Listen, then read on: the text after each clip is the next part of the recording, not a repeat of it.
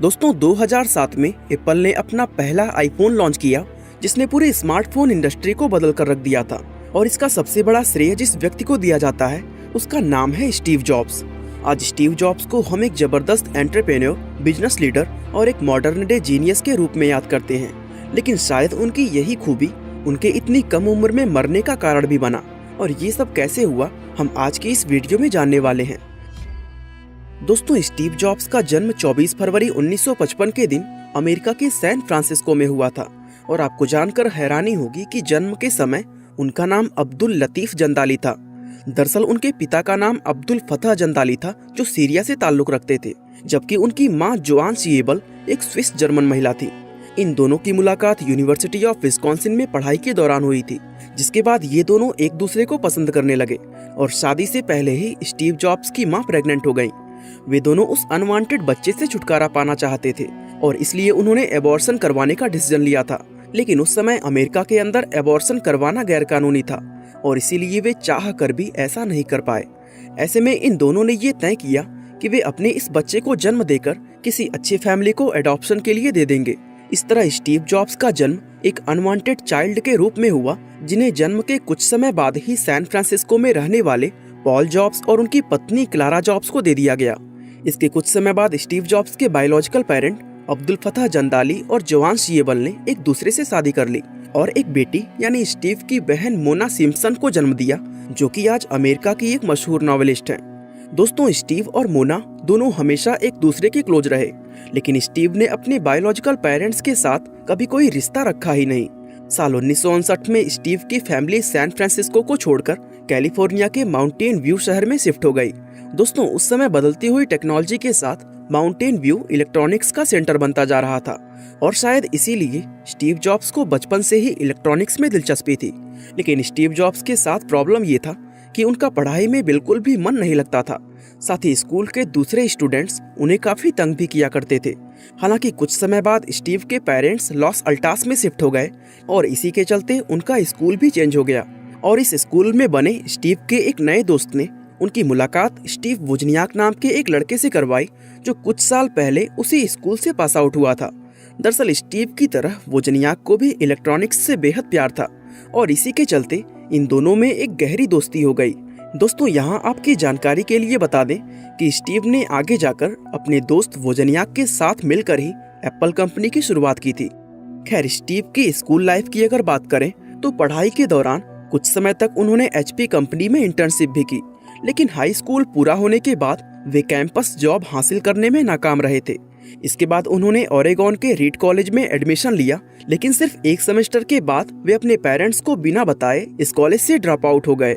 असल में उन्हें कॉलेज की कई सारी क्लासेस बिल्कुल व्यर्थ लगती थी।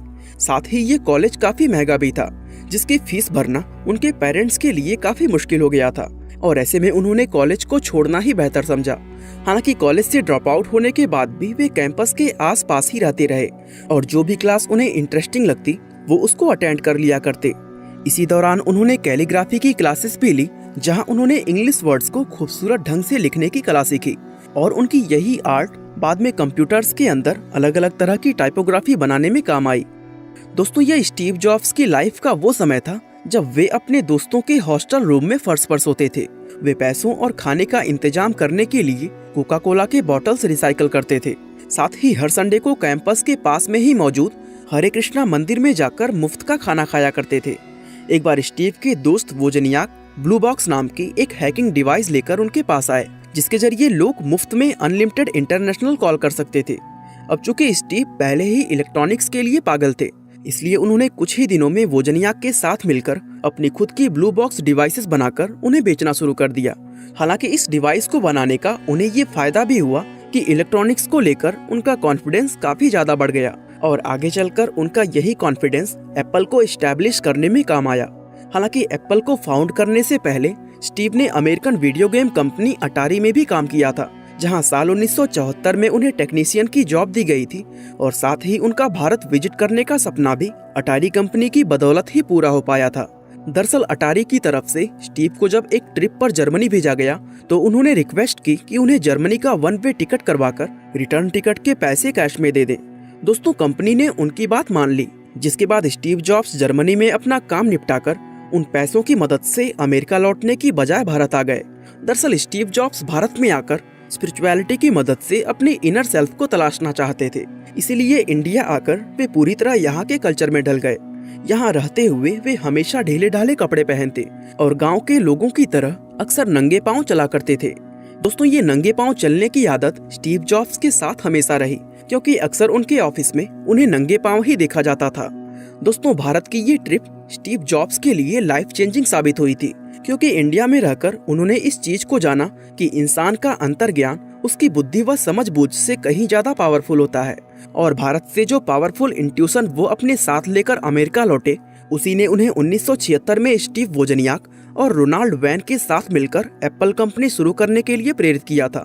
और दोस्तों, ये बात उन्होंने खुद अपने एक इंटरव्यू में कही है। दोस्तों, शुरुआत में स्टीव के घर का गैराज उनकी इस कंपनी का हेडक्वार्टर हुआ करता था और इसी गैराज में उन्होंने एप्पल का पहला कंप्यूटर एप्पल 1 बनाया था। ये कंप्यूटर आज के मॉडर्न कंप्यूटर से पूरी तरह अलग था, जहां इसमें ना तो कोई कीबोर्ड था और ना ही कोई स्क्रीन। सही मायनों में ये एक तरह की किट के जैसा था, जिसे लोग अपने हिसाब से किसी भी तरह कस्टमाइज कर सकते थे।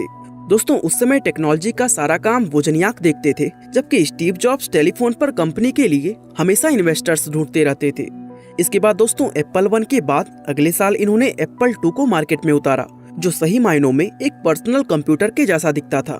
कुछ ही समय में एप्पल 2 पर्सनल कंप्यूटर रिवॉल्यूशन का सिंबल बन गया, जिसके चलते अगले 3 सालों में एप्पल की सेल्स $118 मिलियन के आंकड़े तक पहुंच गई।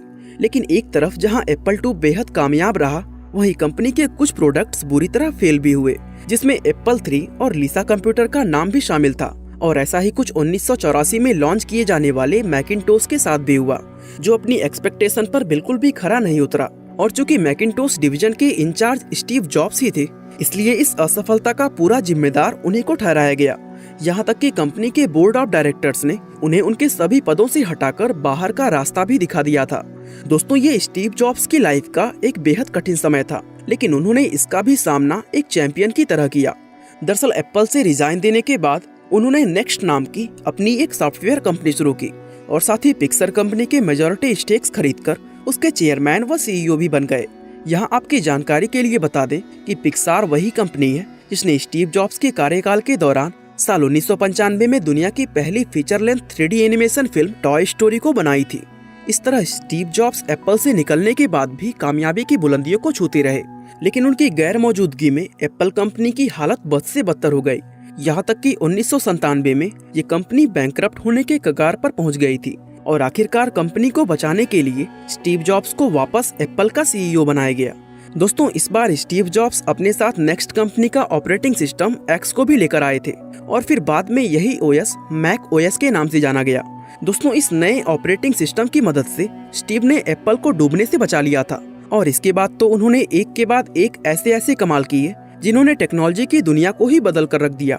दरअसल साल 2001 में स्टीव ने आईपॉड लॉन्च किया, जिसने न सिर्फ लोगों के म्यूजिक सुनने का तरीका बदला, बल्कि पूरी म्यूजिक इंडस्ट्री को ही बदल कर रख दिया।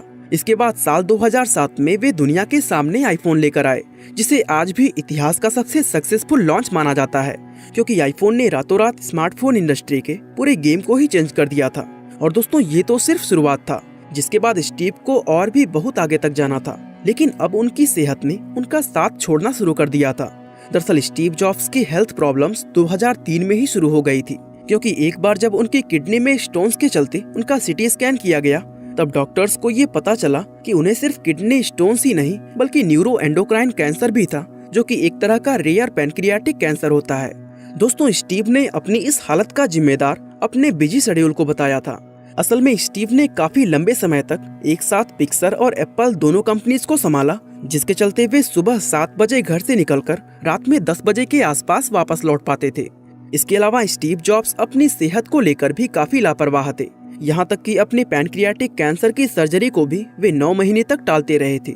लेकिन बाद में जब उनकी सेहत ज्यादा खराब हुई, तब उन्हें काफी पछतावा भी हुआ। लेकिन कई साल लड़ने के बाद वो इस जानलेवा बीमारी को हरा नहीं पाए, जिसके चलते 5 अक्टूबर 2011 के दिन दोपहर 3 बजे के आसपास 56 साल की उम्र में उनका देहांत हो गया। बाकी दोस्तों, आज के लिए बस इतना ही। वीडियो को लाइक, शेयर और चैनल को सब्सक्राइब करना बिल्कुल ना भूलें। आपका बहुमूल्य समय देने के लिए बहुत बहुत धन्यवाद।